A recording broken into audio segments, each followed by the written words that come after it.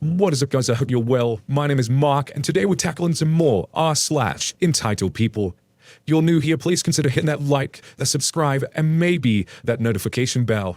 And with that being said, let's get straight into today's stories. Much love, guys. Our first story comes from Cleopatra Rolled. An entitled family drops my baby sister and tries to blame me.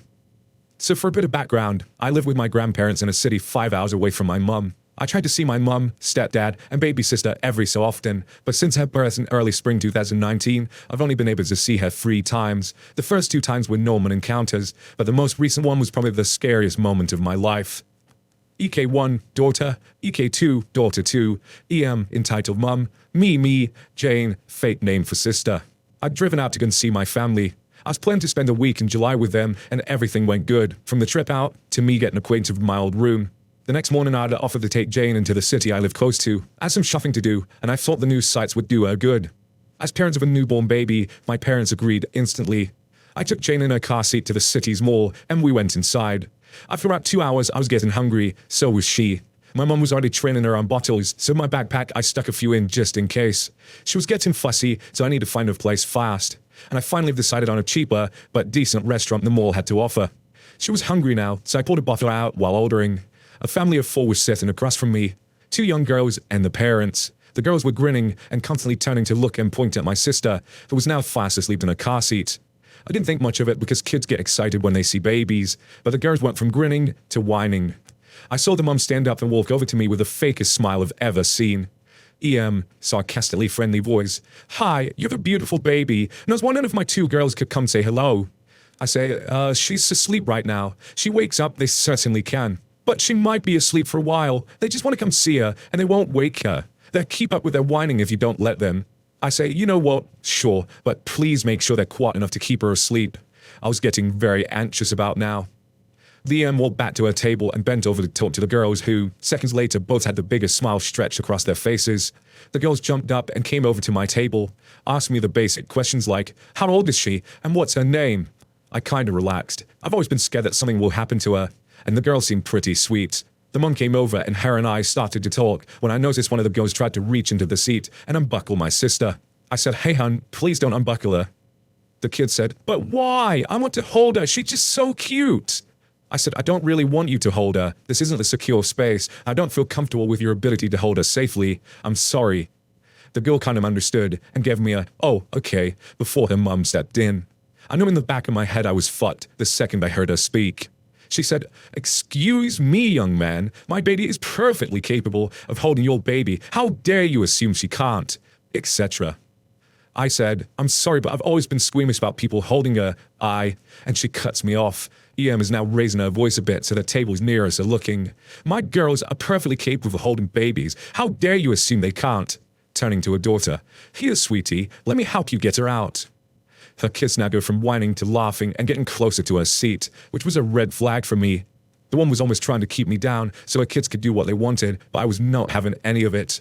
I now stand up and assert myself. I'm a pretty big guy. I'm 6'4" and I'm quite muscular for a teenage kid. I play rugby for a very high-tier team, and we had a game before I came here, so my arms were slightly bruised. This is important later. The woman looks up at me and doesn't back down. She's fat as fuck, and she refused to move. Her kids were going to hold the baby, and that was final. She is right into my face, and I'm trying to get by her. With the way my table was positioned, I was basically pinned into the corner between her booth and my table. I asked her to move, and she refused. She said, I'm not leaving until my precious little girl gets to hold your baby. She'll be gentle, just watch. Both girls are happy as fucking can be, while pointing at Jane, trying to get her out of her car seat. This woman helps her kid unbuckle my sister, and her child lifting our crying baby into her arms. Have you ever seen a kid hold a cat under the armpits and the body slouches in? That's how she was holding my sister. I said, put her down. You're holding her wrong. I raised my voice now. My anxiety about this situation was through the roof. The first child says, Mommy, look. While the second child says, oh, she's so cute. I want a baby. Both kids keep gushing over her, and I notice that EK1 is holding her in the same position, but her arms are getting shaky. My sister's cries are getting even louder, and the staff are on their way now. 2 hosts, and who I assume was the manager, run their way from the hostess stand. The mum is still keeping me cornered, and her kids are now passing my sister to each other.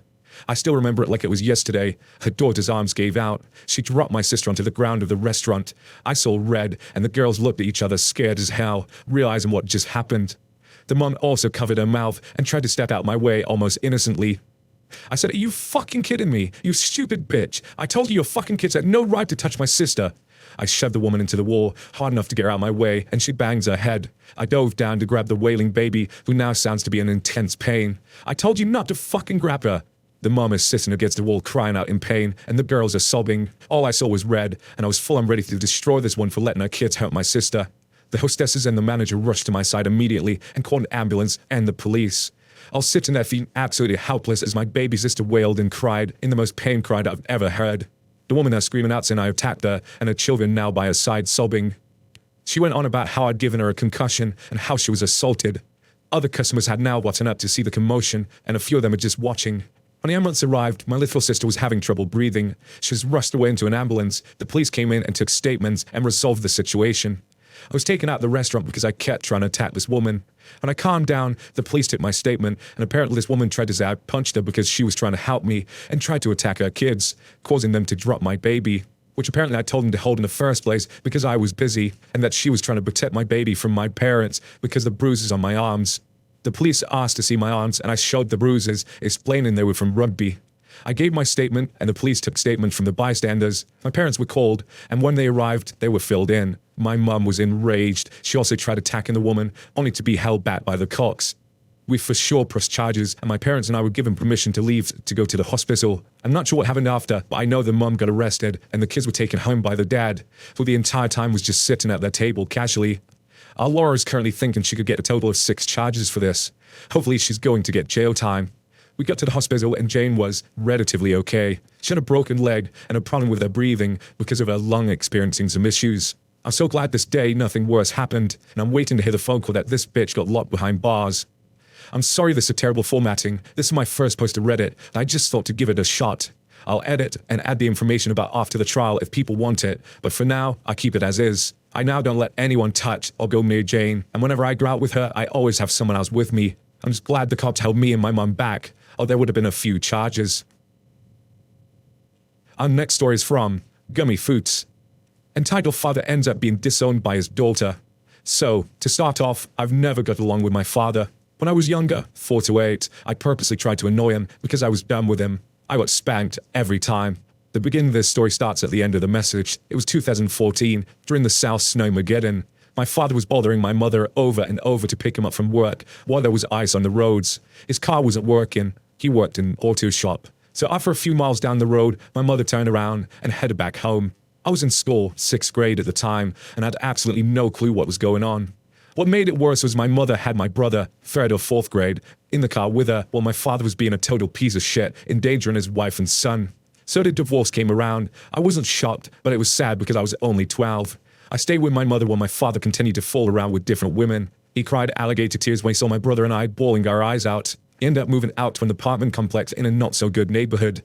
The events that followed led up to my first psych hospital stay at 14. I was in a room and it was hot. I turned on the fan by pulling the chain. The glass cover on it hiding the light bulbs fell off and I instantly panicked. I called for him and he came into the room. I remember what he said clear as day. "What the hell did you do that for? I just got here and you're tearing up the place." He yelled as I shrank back into the room. At this point, I was panicking and sobbing. He put it back onto his fixture. He pulled the cord to turn the fan off, which I asked him not to do. The fixture fell once again and broke into 2 pieces. He sighed and looked at me, saying, "If you didn't mess with it, it wouldn't have fallen the first time." My father had countless girlfriends and mistresses at the time. They cared more about me than my father did, as my father left me home alone with them. They played games for me, and I even did a crystal grown kit with one of them. One day, my father had an argument with his girlfriend. He called me inside as I was playing outside with the neighborhood kids, which were considerably younger than me. The eldest was 10. I went in to see what was going on. "Girlfriend wants to talk to you," he said, and left the room. I began to panic internally, knowing he brought me into another one of his arguments. I sat in a car with her, and she was the first person I opened up to. I told her I was afraid of my father. We got out of the car for I was crying, hugging her. She stood up to my father, and I watched him get physical with her. She has bruises by the time he was done, and I was crying harder than I ever was. My mother worked night shift on the weekends, and after a particularly terrible night, she came to pick us up around noon. My father told his girlfriend, "Great, you ruined my weekend with my kids," when in fact, he scared me shitless. Ended up pissing myself a little bit from the thought of it. This was 2015, Colts was in calls for some reason. Another incident was in late 2016 or early 2017. He took us out around 10 at night to visit a friend of his. There would be a bonfire. He promised me that there would be kids out there my age, which of course was a lie. So we went out there and there were country people, incredibly kind but incredibly drunk. There was a good-sized bonfire. I was getting tired. It was midnight, so I went to my father and asked him if we could head home. His response was, "Why don't you let me have fun with my friends?" Or something along the lines of that. It was probably much worse. My mother was at work, so I texted her and asked for my aunt's number. She called instead. Tearful, I answered every question and told her what was going on. She asked to speak to my father, and my father pitched a fit that a toddler would. Yet we ended up going home after begging my mum to pick us up in the morning. Keep in mind, my brother was with me the entire time. The final straw for that time was when he drove my brother and I down to Mason, GA, to see his girlfriend. We were 2 hours north of Mason. We ended up spending the night, and I didn't have a change of clothes. I remember my meal was a bowl of ramen, and that was all I ate. I asked my father if we could leave the TV on, because Attack on Titan was on, and it calmed me down, and he said no, because he doesn't want me watching that stuff. So we went to bed. My brother, father, girlfriend, and I were in the same room. I listened to him making a suggestive noise, so I called him out on it. He profusely apologized, but the damage was done. I ended up silently crying myself to sleep that night. Fast forward a good few years of no contact, I finally decided that maybe he changed. It was Rocky without a doubt. We took him to Six Flags on Father's Day because he got him free, and what he told his fiancée was terrible. We were sitting in Lick Skillet under the pavilion, where stupid cowboys shoot each other. I was eating Dippin' Dots to cool myself in the Georgia heat. My father's fiancée had been out of work, due to being physically unable to do much. We were sitting and talking about money issues. My father brought up how broke they were, but less than 5 minutes later, wanted to get Six Flag memberships to go out with us more often. He said to my mom, "Well, if she can hurry up and find a job, we might be able to do that." I could feel my heart drop, sensing an issue arising. She was right in front of him and did nothing. My father is 5'10" and lanky. He can't do much because he's so sore all the time. This was 2019. So fast forward to the very end of 2019, my father decided to give me a call. Call went well until he asked if my brother was the same way. My brother is gay. I said yes and asked him why. No reason. I told him I was uncomfortable talking about our sexualities, and he continued on and saying I shouldn't be. I had enough of his torment. I went downstairs where my mother and brother were. I told her quietly to turn down the TV and listen in. I turned my father on speaker, telling him about how uncomfortable I was with this. He said, "Well, you shouldn't be uncomfortable talking about your lifestyle." I had it. I began to get snotty and disrespect them, so he told me to quit it. I said, I'd give respect where respect is due. He was pissed, saying I should respect him because he's my father. He isn't entitled to my respect whatsoever.